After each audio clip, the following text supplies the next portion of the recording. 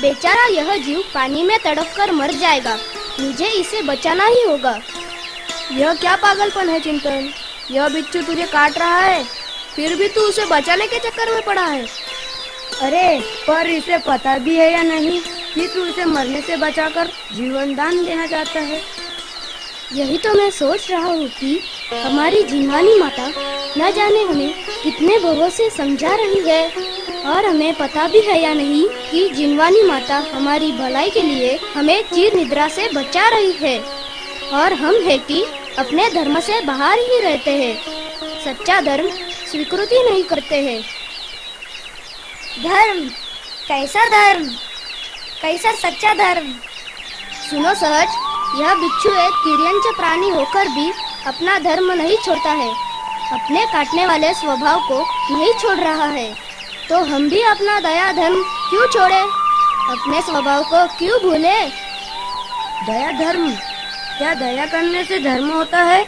हम कुछ पीड़ा सहकर धर्म क्यों करें? सच बात तो यह है कि वस्तु का सच्चा स्वरूप, वस्तु का सच्चा स्वभाव ही धर्म है। जैसे पानी का स्वभाव शीतलता है, तो शीतलता पानी का धर्म है। वैसे ही ज्ञान, दर्शन, चेतना, दया, क्षमा यह अपना धर्म है। आपने कभी देखा है किसी आदमी को ज्यादा समय क्रोध में रहते हुए? नहीं। कभी ना कभी उस आदमी का क्रोध शांत हो ही जाता है। इसका अर्थ यह है कि अपना स्वभाव शांत है। अधिक समय तक पानी गर्म नहीं रह सकता है, वैसे ही हम क्रोधादि विभावों में अधिक समय तक नहीं रह सकते हैं। हर एक आदमी सच्चा सुख प्राप्त करना चाहता है। इसी सच्चे सुख की प्राप्ति के लिए हमें धर्म करना चाहिए। अरे वाह, यह तो बहुत अच्छी बात तूने कही है। यह तो मैंने कभी सोचा ही नहीं था। दादा दादी, पापा मम्मी सभी बड़े लोग कह रहे हैं, इसलिए हमें धर्म नहीं करना है। धर्म तो जीवन जीने की एक कला है। हर एक चीज से हमें परीक्षा प्रधान होना चाहिए। जैसे रात में खाना नहीं खाना, डॉक्टर भी कहते हैं कि रात में सोने से पहले 4-5 घंटे पूर्व ही हमें भोजन करना चाहिए। जैसे कि एक और पानी छानकर पीना। डॉक्टर भी कहते हैं कि अनछाना जल पीने से अनंत जीव अपने पेट में जाकर हमारे स्वास्थ्य में बिगाड़ हो जाता है। पानी में भी अनंत जीव होते हैं, इसलिए इन सभी जीवों को हमारे जैसे जीव समझकर दुख नहीं देना चाहिए। वस्तु का सच्चा स्वरूप अगर हम समझे तो हमारा जीवन भी सुख शांतिमय होगा।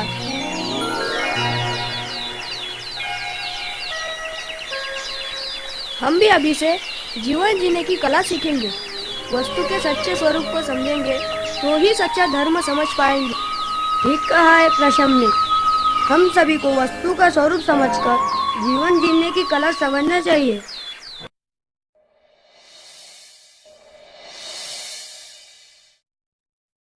इतनी अच्छी स्टोरी सुन रहा हूँ, और ये मम्मा ना हमेशा आवाज दे देकर डिस्टर्ब करती रहती है। तो फिर मिलाओ ना मम्मा से। मैं नहीं जाऊँगा, मैं बोल के आया हूँ मुझे डिस्टर्ब नहीं करे, पर फिर भी वो सुनती ही नहीं है। मिक्कू, इतना गुस्सा ठीक नहीं है। तो क्या करूँ, तेरे सर पर बैठकर तबला बजाऊं? ये देखो, क्रोध से क्या नुकसान होता है, और बाद में सोचना कि क्रोध करे या ना करे। देखो, ये क्रोध की कथा।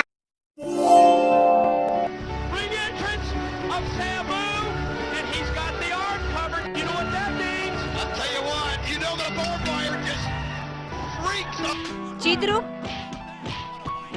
चिद्रूप, अरे चिद्रूप बेटा, मैं कब से तुझे आवाज दे रही हूँ और तू है कि कोई जवाब ही नहीं दे रहा है। क्या है? बेटा, स्कूल के लिए देर हो रही है और आपका होमवर्क भी बाकी है।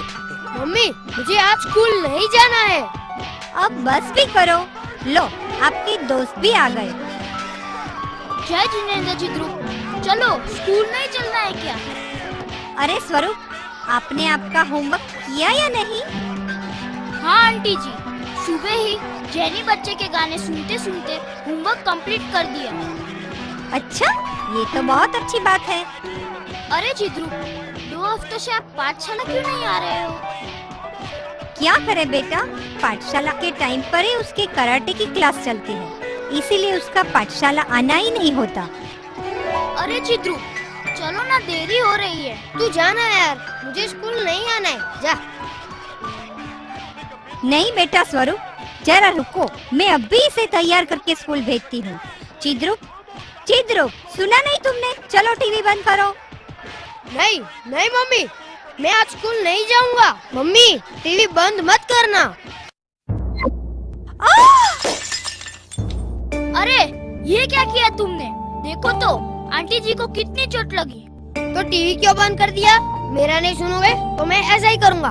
आंटी जी, आपको तो बहुत ज्यादा चोट लगी है। यहाँ बैठिए, मैं आपको दवाई लगा दूँ।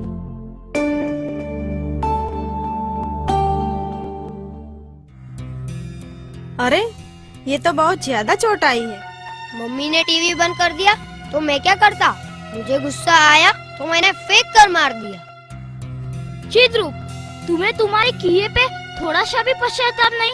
तुम्हें थोड़ी सी शर्म आनी चाहिए।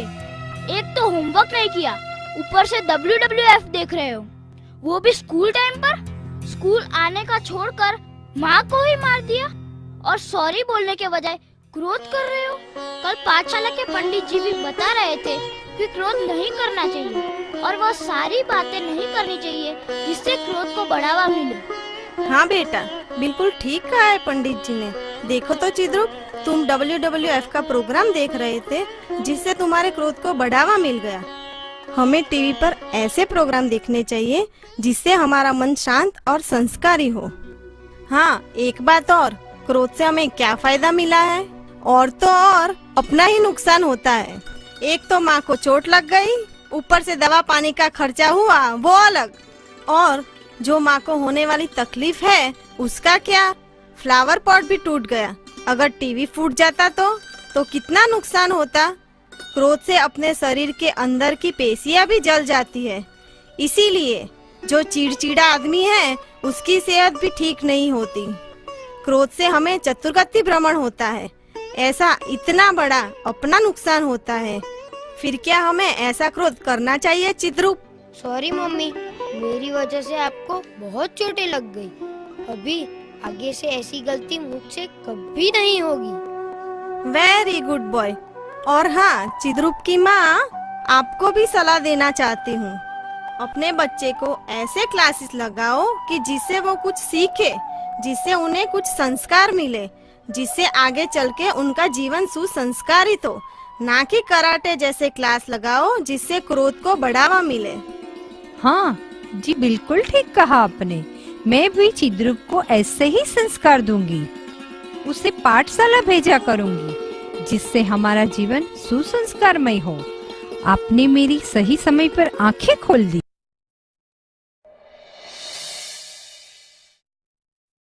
अरे मिकू, वहाँ कितने झगड़े, मार पिटाई हो रही है। मार पिटाई क्यों कर रहे हैं वो? कुछ खास रीजन तो नहीं है, पर वो अगर संस्कारित होते तो काश ऐसा नहीं होता। संस्कारित होते मतलब अगर पाठशाला जाते तो उन्हें समझता कि क्रोध नहीं करे। पाठशाला से हमें बहुत बातें सीखने मिलती है। तुम देखना चाहते हो पाठशाला का इम्पोर्टेंस? हाँ। जय जिनेंद्र आंटी जी। जय जिनेंद्र बेटा, कहो आज कैसे आना हुआ? बस ऐसे ही दिनेश के साथ खेलने आया था। क्या वह घर पर है? वो अपने कमरे में होगा। अरे दिनेश, क्या कर रहे हो? चलो खेलने चलते हैं। क्या कहा तुमने? खेलने चलते हैं? यार, दौड़ धूप के खेल मुझे बिल्कुल पसंद नहीं है। क्या लाया है, जरा हमें भी बताओ।